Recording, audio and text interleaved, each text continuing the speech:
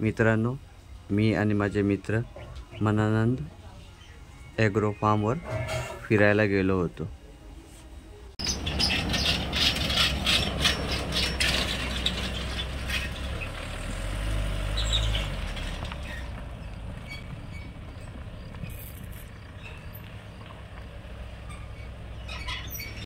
फार्ममध्ये एंट्री करताच हे चार्जिंग स्टेशन होतं त्यांच्या गाडीचं.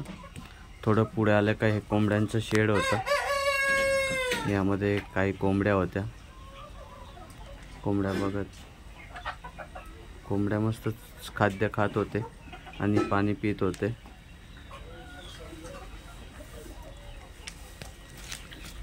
शेड खूप मोठं होतं. रात्री थंडी वाजू नये म्हणून त्याला प्लॅस्टिक बांधलं होतं बाहेरून.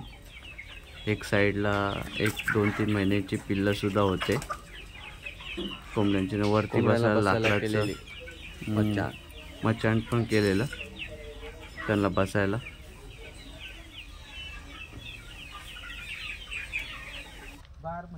कोंबड्याचा फार्म बघून झाल्यावर आम्ही मासे पकडायला गेलो. नरेश दादांनी पाक टाकला होता तलावात. तर तलावामध्ये आम्ही खूप मासे पकडले.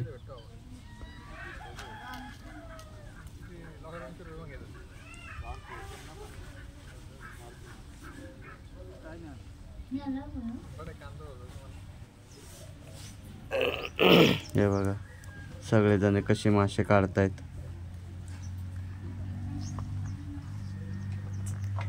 बघा किती मोठे मोठे मासे आहेत.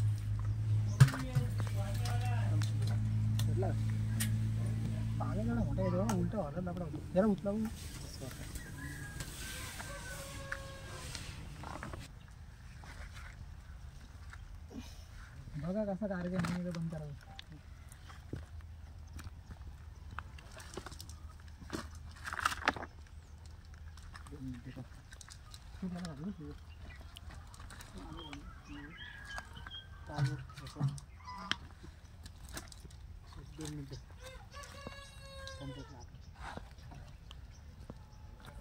हॅलो हॅलो तू हॅलो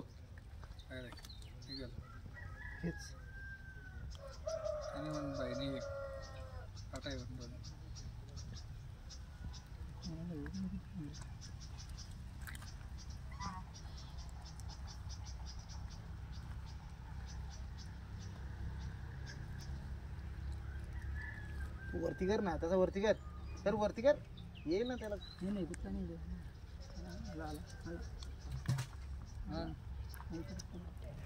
त्या गाड्या त्याच्यामुळे हालत खराब होती ना. सोड सोड खाली पाळा घेतलं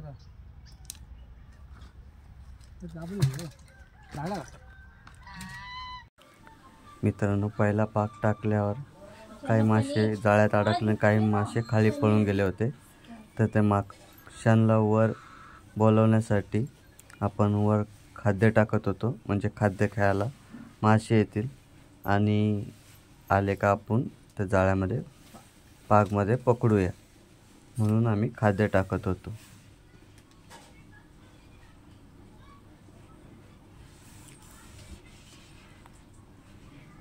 तिकडे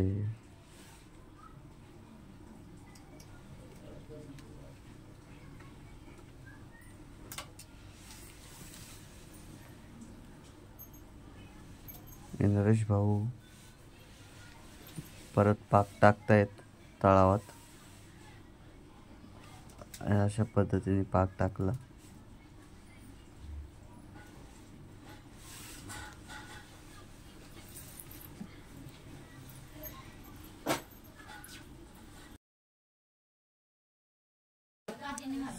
सेकंड टाइम पाक टाकला होता.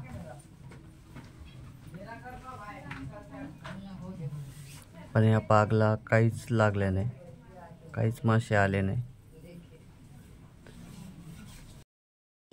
मग नरेश भाऊ कंटाळून नंतर अजित भाऊ ट्राय करत होते मासे पकडायला. त्यांनी शर्ट काढला आणि ट्राय करत होते की बघू मासे लागतात का. मग ते जाळं टाकण्यासाठी जाळं हातात घेत होते. मोबाईल काढून ठेवला म्हणजे जाळं टाकताना मोबाईल पाण्यात जाऊ नये म्हणून.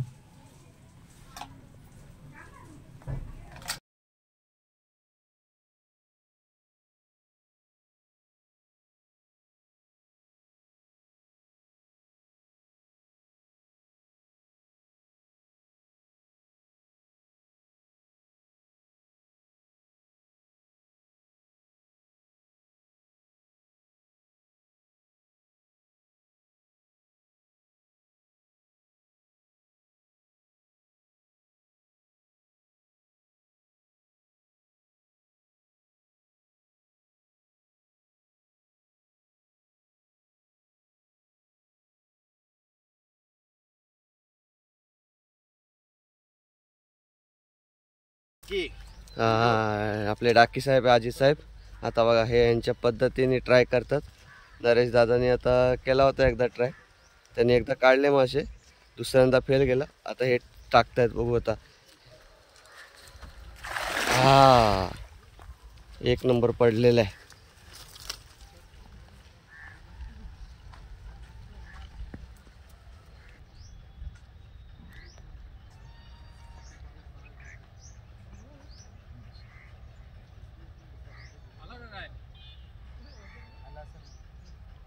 रस्सी टाईट लागते म्हणजे असेलच.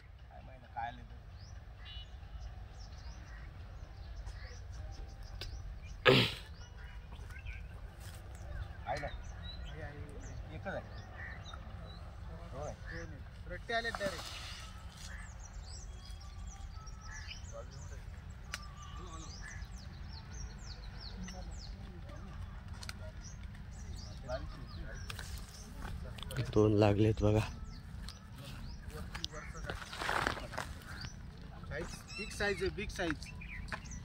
इथं आता मला काय लागली ते असते आले असते. तीन दिसतात. ओटीचे का ना बाग बघा बघा टोन मागे मागे टाका, मागे पकड ना टाका. भाई. गावडीतून बोर्ड पैसा बघा नाही काय पकडा नाही का? दाखव. तांबडे काटा लागेल. काहीच नाही करत. काय करतो काय झालं तसं आहे. काहीच नाही. म्हणून सोडा. म्हणून अगदी बघा. समाजाच्या मागणे कधी लागायचं व माहित पकडण्याची नाही. नवीन टेक्निक सांगितली आपल्याला अजित दादांनी आज. काय हातवाजी गरज नाही. काटायला लागायला काय नाही.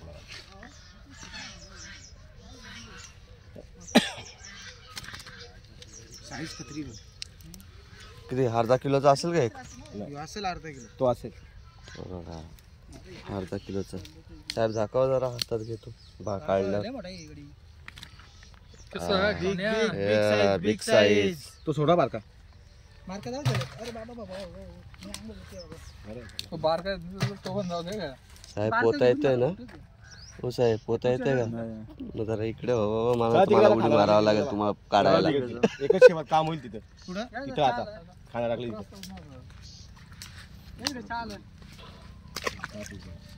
चला.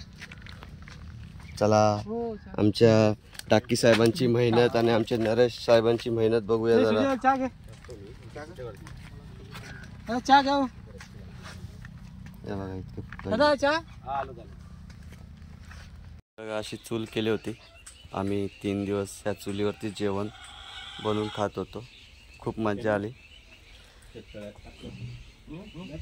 गाव आपल्या सगळ्यांच्या सहकार्याने आणि शुभकामनांनी जर सक्सेस झालं तर पुढच्या वर्षी चालू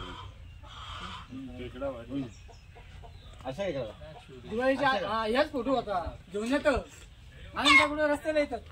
टायमिंग चुकला. नाश्ता करून घ्या. आपल्या गावात चक्कर मारून द्यायचंय काठीसाठी. या मस्त पोह्याचा नाश्ता आहे मित्रांनो. आता हे बघा, एक आपले राणेसाहेब लिंबू कापायला लावलेत. हा, रोशन साहेब, सुजल साहेब आता खाण्याचं काम करणार आहेत. आईनी सशासाठी गवत काढलंय. आता गवत टाकतायत आपले गणेश दादा.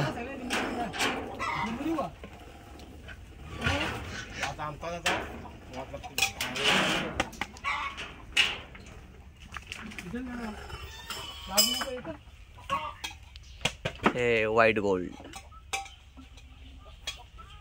कसं काय नाद करते काय? खावाच लागतंय.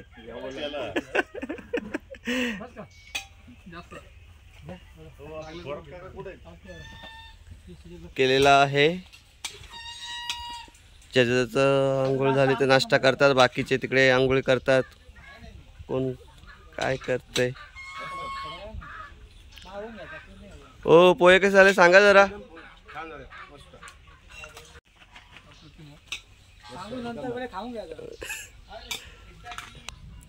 हे बघा फार्मची शोभा वाढवणाऱ्या. बघा कसे लगेच आवाज देतात आहे का.